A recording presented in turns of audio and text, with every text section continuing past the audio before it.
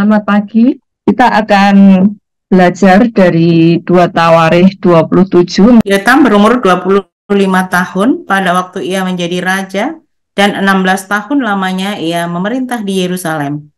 Nama ibunya ialah Yerusa, anak Zadok. Ia melakukan apa yang benar di mata Tuhan, tepat seperti yang dilakukan Uzia ayahnya. Hanya ia tidak memasuki bait Tuhan, tetapi rakyatnya masih saja melakukan hal yang merusak. Ia mendirikan pintu gerbang tinggi di rumah Tuhan dan mengadakan banyak pembangunan pada tembok Ofel. Ia mendirikan juga kota-kota di pegunungan Yehuda dan benteng-benteng serta menara hutan. Ia berperang melawan Raja Bani Amon dan mengalahkannya, sehingga pada tahun itu juga Bani Amon membayar kepadanya 100 talenta perak, 10.000 menjadi kuat, karena ia mengarahkan hidupnya kepada Tuhan Allahnya. Selebihnya dari riwayat Yotam, segala peperangan dan tingkah angkanya, sesungguhnya semuanya itu tertulis dalam kitab Raja-Raja Israel dan Yehuda. Ia berumur 25 tahun pada waktu ia menjadi raja, dan 16 tahun lamanya ia memerintah di Yerusalem. Kemudian kita mendapat perhentian bersama-sama nenek moyangnya, dan ia dikuburkan di kota Daud. Maka Ahaz anaknya menjadi raja. Ya, terima kasih yang sudah membantu membacakan. Beberapa hari ini kita belajar ya tentang sejarah masing-masing raja yang memerintah di Israel. Bagi Israel, seorang raja mempunyai peran yang sangat penting dalam kehidupan umat Israel itu sendiri, karena memang bentuk pemerintahannya adalah kerajaan. Hari ini kita akan belajar dari Raja Yotam. Seperti kita ketahui ya, pada awal mulanya kerajaan Israel itu dipimpin langsung oleh Allah sendiri. Sistem ini disebut sebagai pemerintahan teokrasi.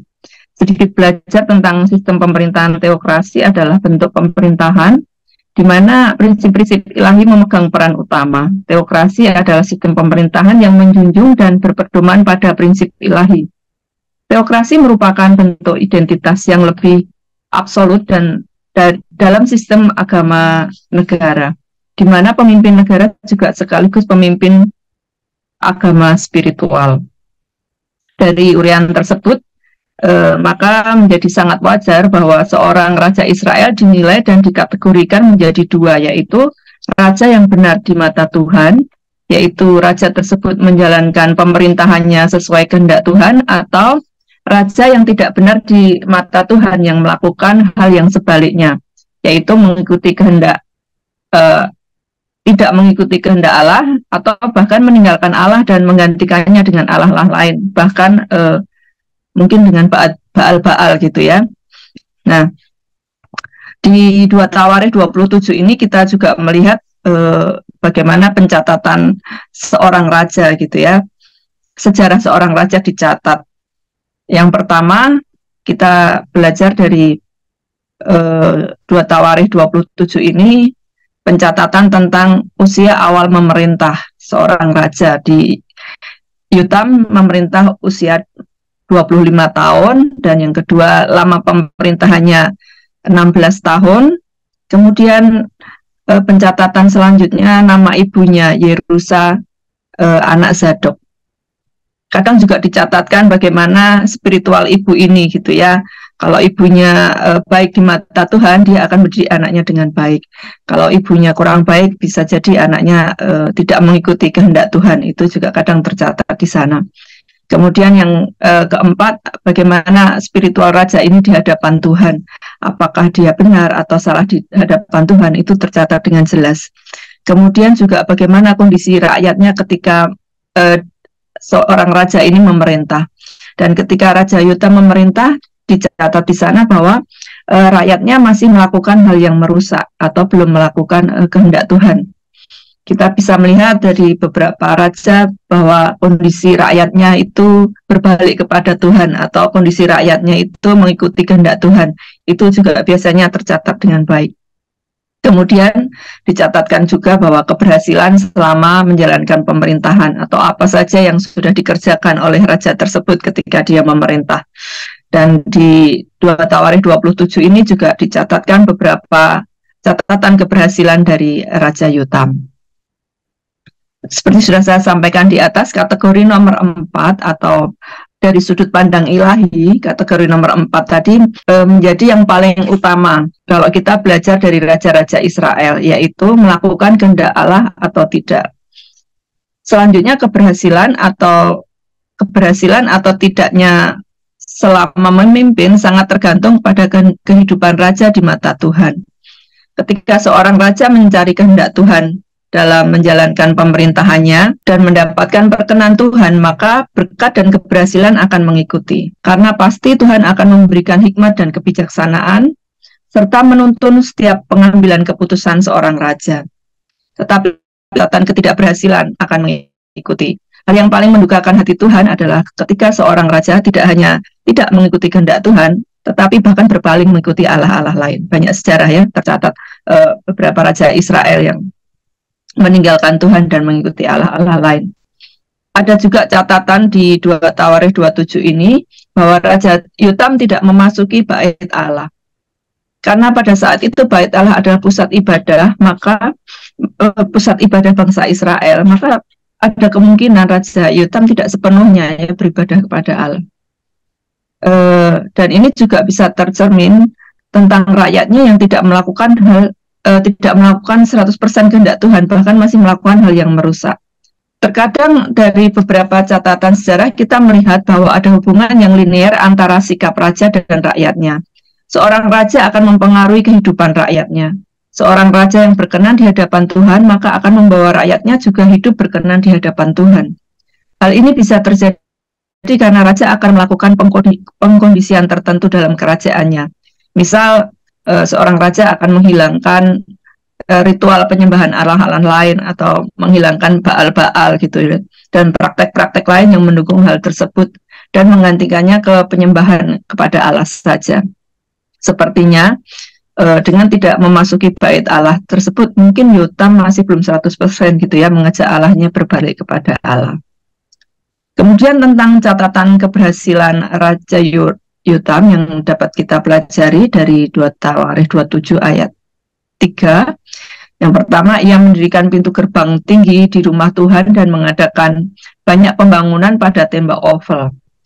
Yotam mengutamakan pembangunan rumah Tuhan dengan mendirikan pintu gerbang tinggi atau Ofel atau Inggris bukit gitu ya, dalam bahasa Ibrani itu bengkak. Istilahnya untuk pembangunan benteng atau gundukan sebelah tenggara Bukit Kanisah Yerusalem.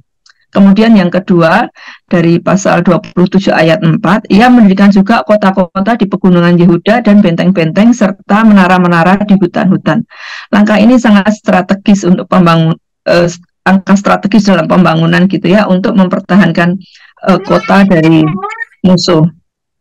Kemudian di pasal 27 ayat 5, ia berperang melawan Raja Bani Amon dan mengalahkannya, sehingga pada tahun itu juga Bani Amon membayar kepadanya 100 talenta perak, 10.000 kor gandum, dan 10.000 kor jelai. Juga pada tahun kedua dan ketiga Bani Amon membawa upeti itu kepadanya. Sedikit belajar tentang ukuran gandum maupun jelai gitu ya, satu kor itu sama dengan 10.000 gitu ya, 10.000 homer. Satu kor itu sama juga dengan satu kor, dan satu kor itu 360 liter.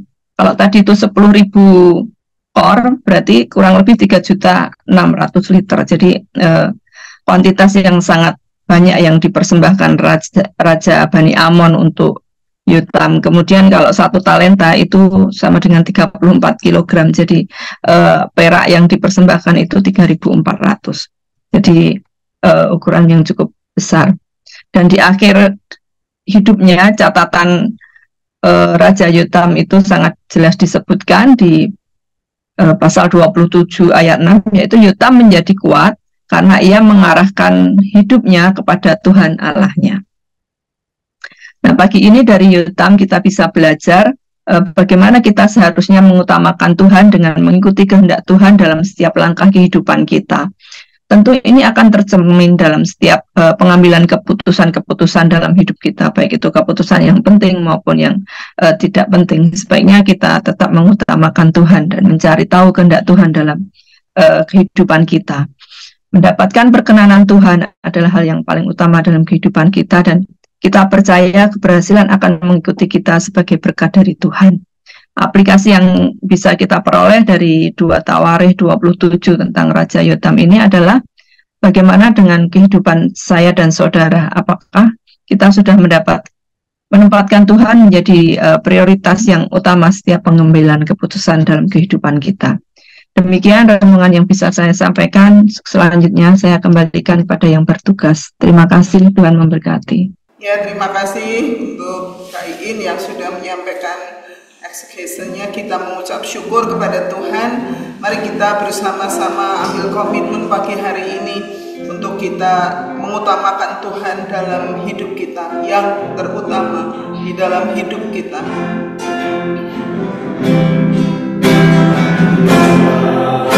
Terutama di dalam hidup ini,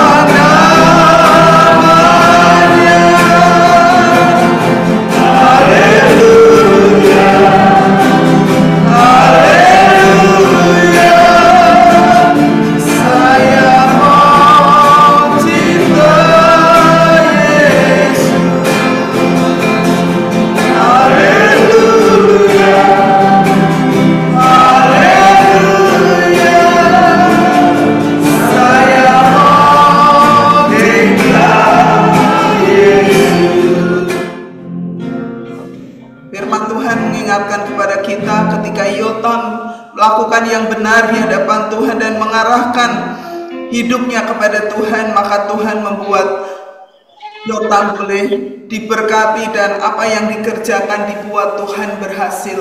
Biarlah kita terus mengandalkan Tuhan.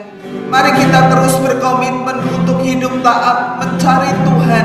Melalui GMP kita terus diingatkan untuk kita mengutamakan Tuhan dalam setiap awal kehidupan yang kita akan lewati setiap hari. Biarlah kita boleh selalu dikuatkan dan dibuat Tuhan berhasil ketika kita mencari Tuhan dengan sungguh-sungguh, ketika taat kepada firman Tuhan. Mari kita berdoa bersama-sama. Pagi hari ini ya Tuhan, aku bersyukur kepada Tuhan, satu teladan iman melalui Raja Yotam yang mencari Tuhan, yang mengutamakan Tuhan, dan kami melihat bagaimana dalam perjalanan hidupnya dibuat Tuhan berhasil.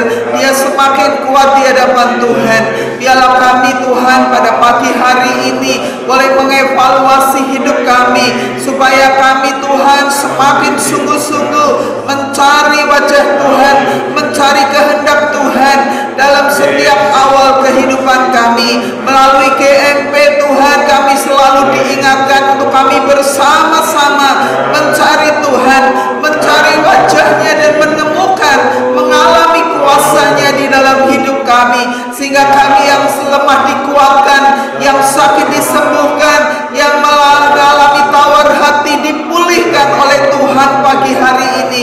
Terima kasih ya Tuhan, Engkau baik, sungguh baik bagi kami. Engkaulah Yehova Rafa, Allah penyembuh kami. Engkaulah Yehova Nisi yang menyelamatkan kami. Terima kasih Tuhan, terima kasih, Engkau baik dan sungguh baik bagi kami. Di dalam nama Yesus kami berdoa, kami mengucap syukur kepada Tuhan.